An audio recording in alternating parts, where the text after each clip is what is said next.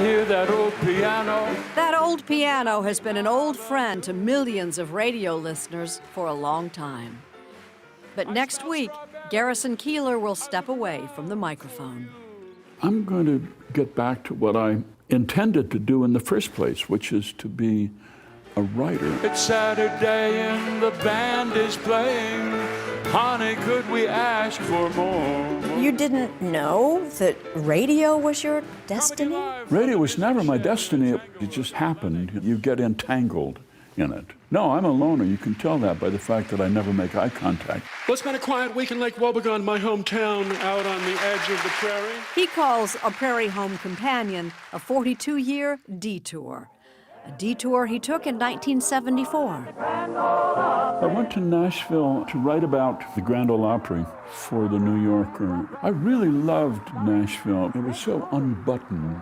All of these wonderful performers, Porter Wagner was there, Minnie Pearl, Roy Acuff, they were all children of the Depression. And they felt so lucky to have whatever they had. It was really a happy place. So I got seduced by that into trying to start my own show. Well, look who's coming through that door. I think we met somewhere before. Hello. The Midwest that I talk about is the Midwest of my childhood, and that is receding in the rearview mirror at high speed. The urge to be number one is not a great urge. Number two can be nice. Number three can be even better.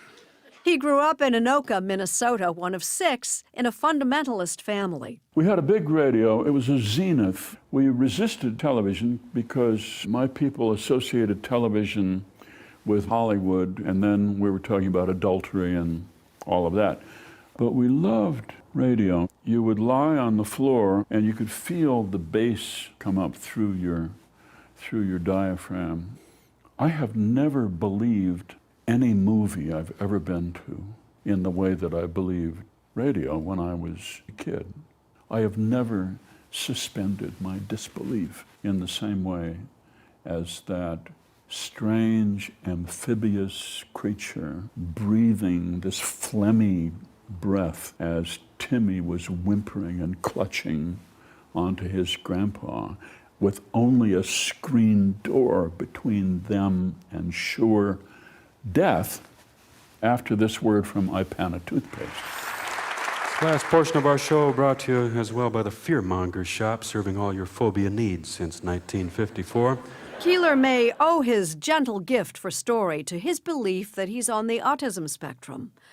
Undiagnosed as a child, he was allowed to be himself, a little apart, noticing, listening. If you weren't high-functioning autistic, you would have not had the blessings that your childhood gave you, that you are still investing even now as a 73-year-old man. It takes you a long time to appreciate these strokes of astonishing good luck.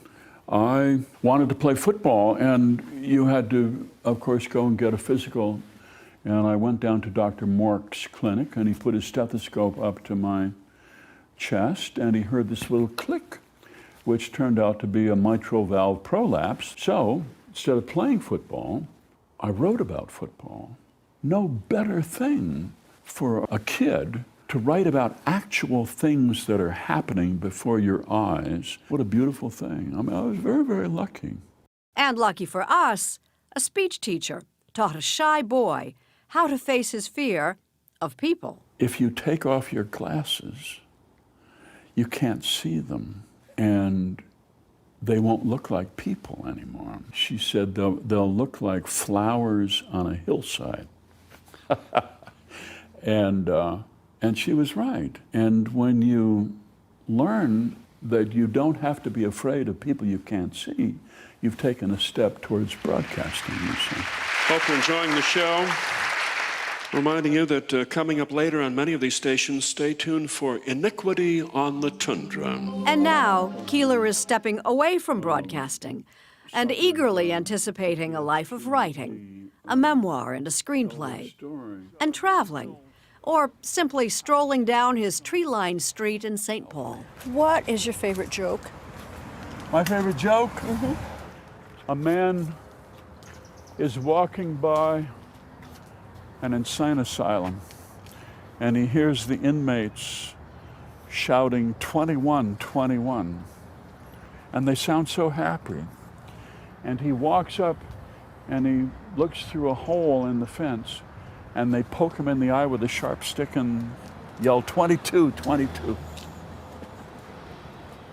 That's the greatest joke. I think I have a future in stand-up comedy, believe it or not. I really started to hit my stride about 3 weeks ago. I did 4 shows in 4 nights. It was a Lutheran town. Everybody was Lutheran. Even the atheists were Lutheran.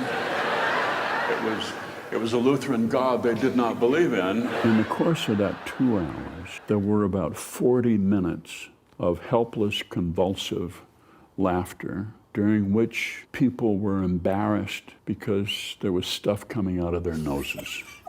This is what I aspire to. Was this before or after the seizure? No joke. Last month, Keeler suffered a nocturnal brain seizure. What happened to you? Luckily, it happens when you are asleep, so you're there on a mattress and you're thrashing. And this dear woman who married you for other reasons than this calls 911. And the neurologist gives you an IV with this anticonvulsant, and you wake up and you joke around with the people in the ER. And 48 hours later, he'd written and performed 2 new shows. This coming Saturday's broadcast from the Hollywood Bowl will be his last. Chris Thiele is here from... But the show goes on. This was not the result of a beauty contest. This was my choice. Garrison Keillor's hand-picked successor is 35-year-old Chris Thiele. He'll do more of a music show because he has talent, which I don't have. Oh, it lasted 40-something years, and why it didn't end, I'll never know. But we'll miss that voice. I was in my office in the Acme Building, St. Paul. And all the others. Time now for the lives of the Cowboys. You just take a piece of paper and you put it in the corner of your cheek and you become Lefty. Hey, Lefty, where are you going?